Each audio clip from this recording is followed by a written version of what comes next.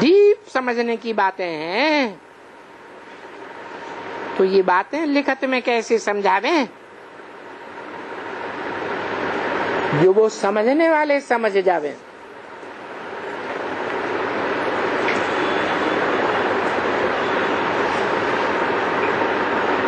इस सीढ़ी से पहले समझेंगे। इसलिए बाबा कहते हैं, अभी देखो, अभी कोई कहेंगे बाबा ये डीप बात त्रिमूर्ति के चित्र में जो अभी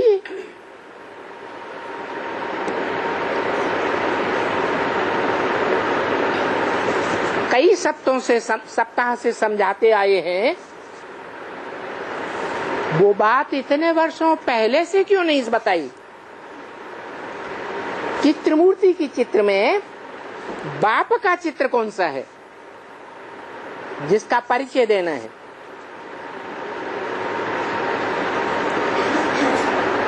तथाकथित ब्रह्मा कुमारियां 32 किरणों वाला चित्र ले जाती हैं, प्रदर्शनी में पहले रख देती हैं, मेले मलाखड़ों में कॉन्फ्रेंस में पहले रख देती हैं कि हम बाप का परिचय देते हैं। अरे जो खुद ही बाप को नहीं जानते वो दूसरों को बाप का परिचय कैसे देंगे? ब्रह्मा कुमारियां बाप को जानती हैं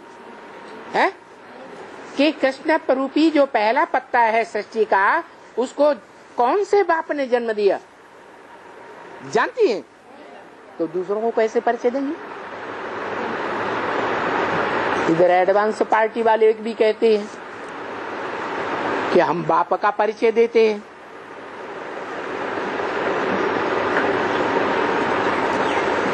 जिस बाप का परिचय देते हैं उस बाप के संपन्न रूप का परिचय देते हैं या अधूरे रूप का परिचय देते हैं, पुरुषार्थी रूप का परिचय देते हैं? पुरुषार्थी रूप जो है वो मनुष्य सृष्टि का सात्विक बीज है क्या? है? मनुष्य सृष्टि का सात्विक बीज है? नहीं हो सकता।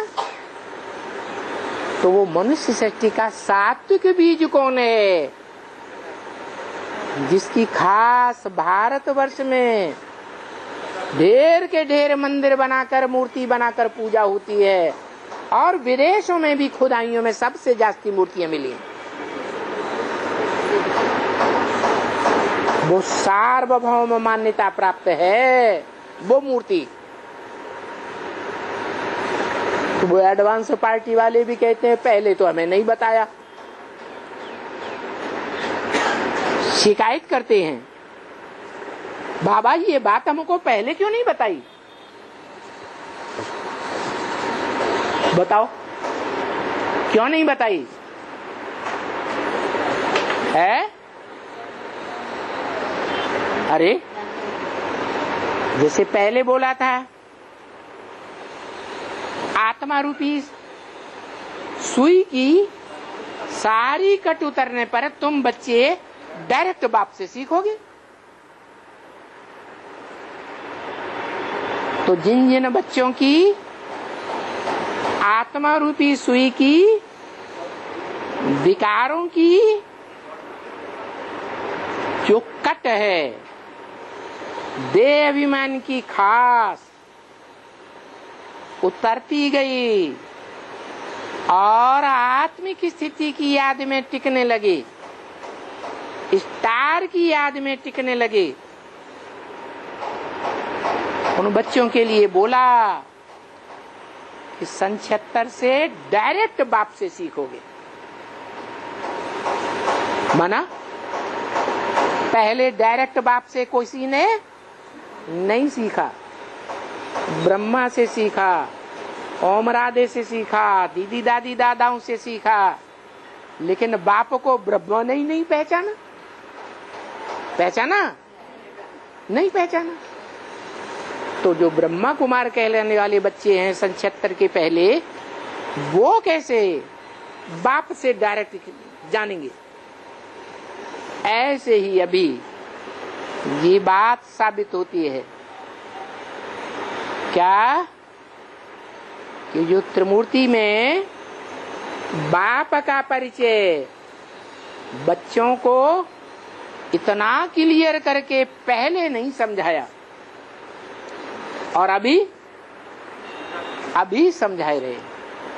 अभी भी कोई बच्चे समझ रहे हैं, कोई नहीं समझ रहे। नहीं तो बताओ,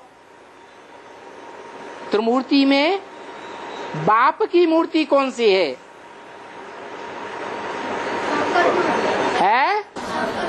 शंकर जी।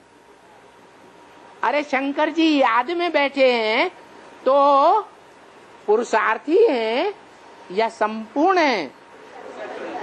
पुरुषार्थी को संपूर्ण कहेंगे हैं? नहीं, वो तो याद में बैठा है।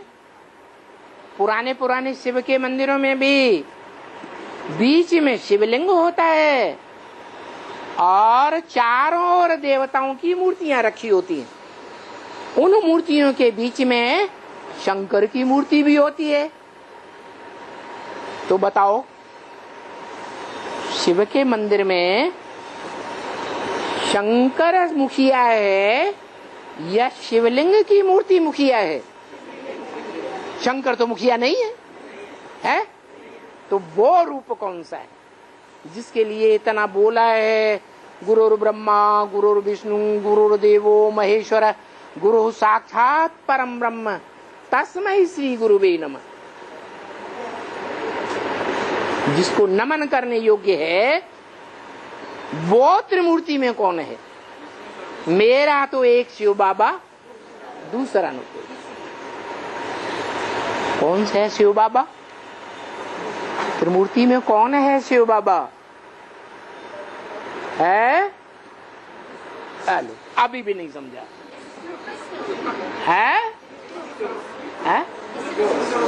बिंदु रूप, बीज रूप, लिंग रूप,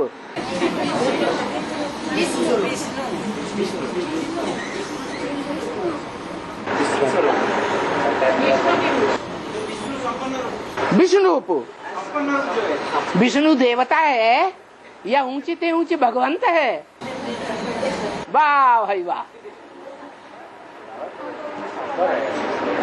विष्णु रचना है या जो विष्णु देवता है उसका रचयिता है?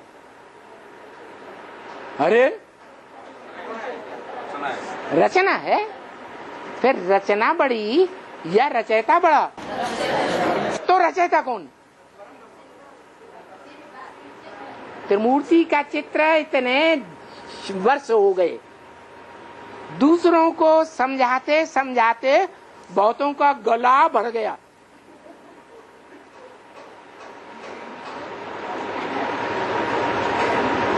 और आज तक भी बाबा क्या कहना चाहते हैं मुरली में, वो बाप को न समझा न दूसरों को समझा पाया।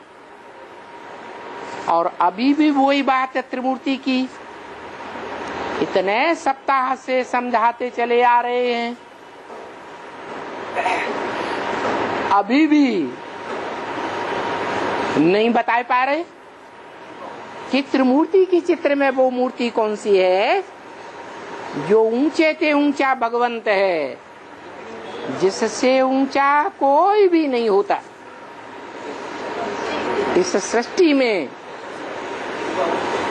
शिव बाबा कौन सी मूर्ति है? शिव शंकर को? अरे शिव उसमें प्रवेश है, क्योंकि तीसरा नेत्र दिखाते हैं शंकर को। बाकी याद में है या नहीं है? जो याद में है, याद का सब्जेक्ट रिवाइज कर रहा है, वो संपूर्ण पास है या नापास है? नापास है। तो वो कैसे ऊंचे ते ऊंचा भगवंत हो गया?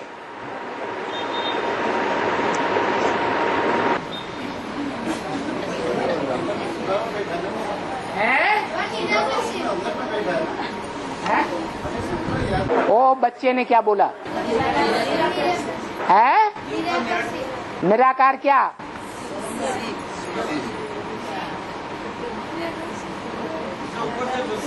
हाँ, ऊपर का क्या है?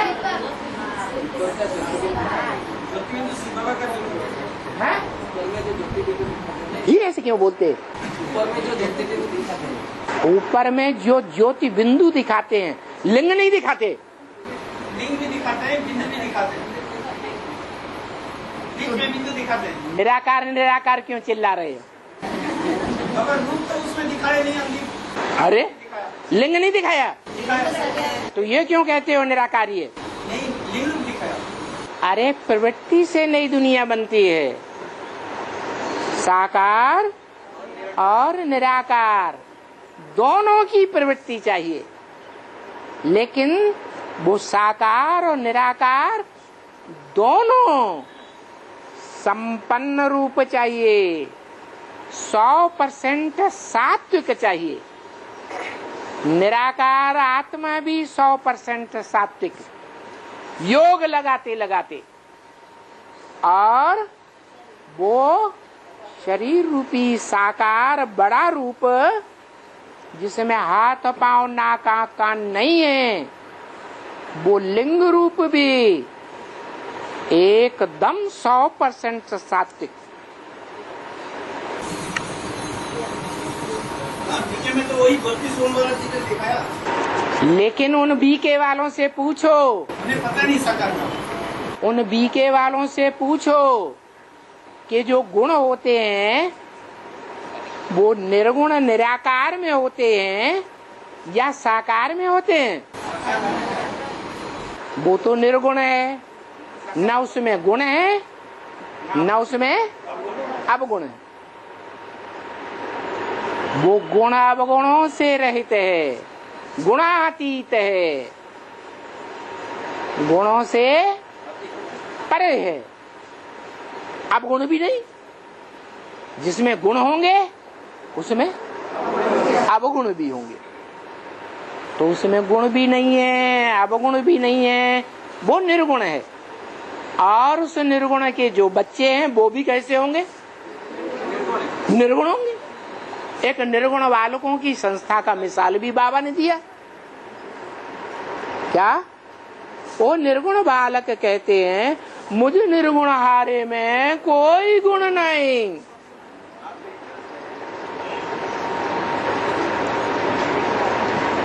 क्या? कोई गुण नहीं, आप ही तरस परोई, आप ही हमारे ऊपर तरस करो, जो हमारे में गुण आ जाएं। तो बताओ, ये रुद्रमाला के जो मणके हैं, जिनको राम की सेना बंदर संप्रदाय बता दिया, उन बंदरों में कोई गुण होता है? होता है? हैं? क्या?